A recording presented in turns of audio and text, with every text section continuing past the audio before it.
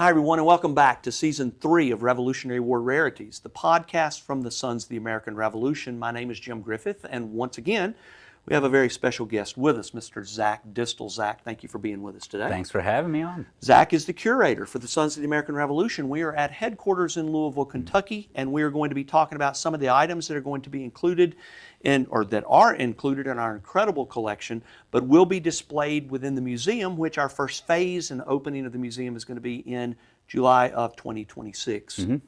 That's what we're shooting for. So today's episode is titled Hydrate or Die. So we want to talk about hydration. We're going to be talking about canteens in the American Revolution. Everybody today, everybody is constantly walking around with water bottles, either the plastic water bottles or a fancier water bottle. It's got a straw in it, but everybody is always walking around with water. So my question then was, what did they do in the American Revolution? We did an episode back in Season 1 called The Pack on Their Back, and that was an episode where we talked about everything that was in the backpacks, everything they carried with them along the way. We talked briefly about canteens, but I want to dive a little deeper into canteens today. So talk to us about that. Yeah, well, life for a Revolutionary War soldier isn't too dissimilar to what we're trying to do today. We're all trying to drink that 2, 3, 4 liters of water every day. They didn't have a specific amount they were trying to consume, but they were carrying their canteen or bottle or whatever they had with them at all times. They never knew when they were going to come across water. So if you happen across a stream or a spring, or you happen across a farm where they have liquor available for sale, you got to have a canteen on you to take that with you. And they were really, individually responsible for getting their own water, for keeping themselves hydrated. George Washington's never going to come down through camp and hand out water and make sure everybody's quenching their thirst and taking care of themselves. It's you can read some of the daily orders that Washington is sending out, especially prior to battles, during the battles of on Manhattan, as the British Army is invading. General orders in July of 1776. Washington's constantly reminding the troops, and be sure the men fill their canteens first thing in the morning, because if you're going to get attacked and you're going to be in battle, a one canteen like this, that might be all the water you have for the entire day. So there's a pretty wide variety of sizes on this thing here, and it looks like they're all made from wood. I would assume these things would leak. I don't know how they would seal the insides of them. I don't know what are the basic sizes that people would carry, because one thing we know about water is it's heavy, right? And I'm assuming that there would be a nice balance between the amount of water that you would carry because of the weight of it and how quickly you might be either charging or retreating in a battle as well. Yeah, there were a lot of considerations that were taken in. So some of these smaller ones, like this one and this one, were called a Runlet. These were a Runlet. R-U-N-D? L-E-T. L-E-T. Runlet. Okay. All right. This is something that would have been carried in the pack. And this is the one that you would really use for spirits or liquor.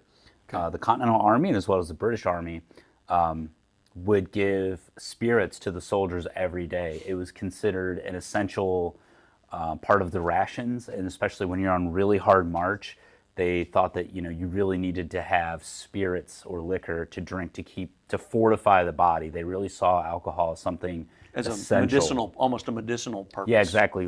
Much the way that you would approach like a sports drink today. Get your electrolytes. They didn't quite understand that, but they saw drinking spirits as just as essential. So you would have a small Runlet like this, which is just this is just a hollowed out piece of wood with a cap in each end. It's like a mini whiskey barrel. It really is. Yeah. And then you've got just a simple cork in there. This is another very popular design. You can just see these are wooden staves. Again, this is built just like a whiskey barrel. Instead of iron bands, though, this has wooden bands. These are very simple to make. These were the ones that you would probably most often have found in the hands of American soldiers. If you would have encountered Hessian or British soldiers, they would have had tinned iron canteens, because those are coming from Europe. Those really require more resources and a manufactory. To create them. So but would they leak? I would assume they would not leak as much as these might. That's right. So often you would find if a British ship was captured George Washington would write asking what was on board, and he would typically ask about gunpowder and canteens. Okay. Those are things that he would ask about because they wanted those good British tinned iron canteens. They would last much longer. Something like this, you can even see how I'm holding it. It's pretty delicate. You can imagine if you're running away and you fall on this, it's going to just smash into pieces if you have to handle it roughly. And these larger ones, you'd be wearing on a strap. The canteens were always on the left hip. That was just kind of the custom of the day. That's where they were always worn. So they're bouncing on your leg, things like that. And they would leak. You really had to keep them filled with water to keep that wood swelled up. And what they would also do is they would pour hot beeswax inside, and they would shake it up to coat the inside, and that would help create a waterproof seal. And it would also give the water, kind of a pleasant flavor. Okay, that makes sense. So I can't imagine. I read somewhere that it was in the Journal of the American Revolution. I read that the average distance hiked by a Revolutionary War soldier was about 16.1 miles. Now, there's probably a debate about that. Some people may say it was 14 miles, but some people may say it was 20. The point is they walked a long way every day. So I've got to believe that hydration was a critical component of that. So my question to you is, let's talk about water and disease in the Revolution. Because frequently I know that water created secondary challenges if you got the wrong source of water. Yeah, they were very strict, and this was part of von Steuben's, drill manual that the latrines and the water source need to be in separate locations. Yeah. They didn't understand what cholera was, but they understood that human waste and water that you're going to be drinking should not be mixed. Right. And if you read journals from the American Revolution, they talk about hiked 18 miles today, never encountered water. So that means those men would have been hiking with a canteen like this, and they may have ran out of water. And sometimes they would be hiking through rough country where there is no water, and they would have to stop and they would dig a well where they were because they had to find water. Other times, Joseph Plum Martin talks about being at Yorktown, and even though they're right there on the ocean, they couldn't find fresh water. So they talked about hiking into the woods, and they found a spring. And he says, thankfully we found that spring because everything else we could find was just old frog ponds. And they didn't want to drink that either because they knew that that's stagnant water. Sure. Typically, they didn't know what microbes or germs were, but they knew that stagnant water that had scum on it, you don't want to drink. Right. Okay, you have a glass bottle here. Tell us about that. So this is, this would be another option if, for American soldiers, if you couldn't get your hands on a good wooden canteen and, probably not a tinned iron canteen, you have to use what was available to you. You had to drink water. You had to have something with you. This is not an ideal canteen. It's very heavy, it's very fragile, but you had to use, what was available to you. But bottles like this, this is an English style of rum bottle.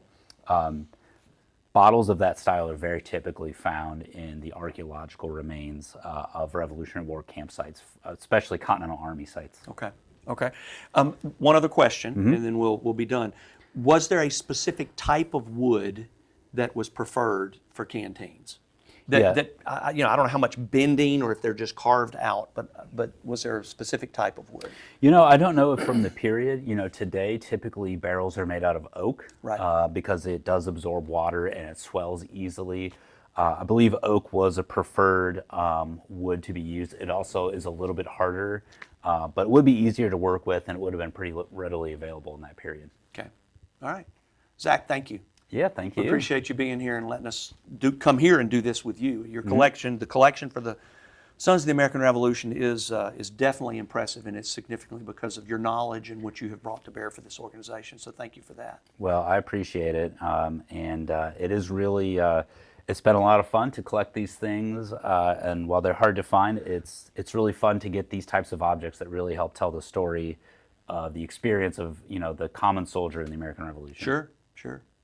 Well, I want to remind everyone that the reason that we have these artifacts is we are opening a museum in a series of phases, the first phase being in July of 2026. And if you're in Louisville, Kentucky, we would love for you to come and join us and check out these artifacts. Part of that museum is going to be an education center as well. That education center and the resources that are created by that education center will be available worldwide. So the push that the Sons of the American Revolution have today in education and museums is impressive, and I believe the world is going to be the beneficiaries of that once we get everything up and going.